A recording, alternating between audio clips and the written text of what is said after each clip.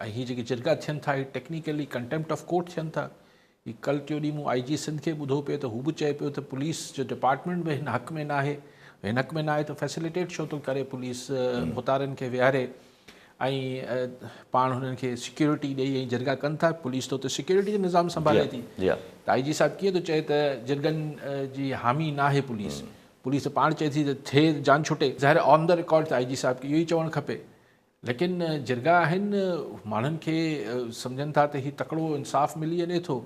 पोइ तकिड़ो इंसाफ़ जो चोथों ॾींहुं पाण ॾिठो त हू कीअं पिया कनि त वॾेरे जो पुटु ऐं भाणेजो ऐं हू आहे त हुनजी क़ीमत 35 लख आहे, आम माण्हू जी 25 लख आहे। भोतार अगरि फ़ैसिलो कंदा त हू पंहिंजे पाण खे को आम माण्हू जे बराबरि त कोन था सम्झनि। त उहो इन करे चइबो आहे त सरदार जे रत खून जी क़ीमत ही आहे, आम माण्हू जे खून जी क़ीमत ही आहे। इंतिज़ामिया आहे, पुलिस आहे, अदालती फ़ैसिलनि खे त अमल उन्हनि खे कराइणो आहे न। रोज़ रोज़ हू नोटिस वठी छा कनि, पुलिस ही थियणु छो थी ॾे।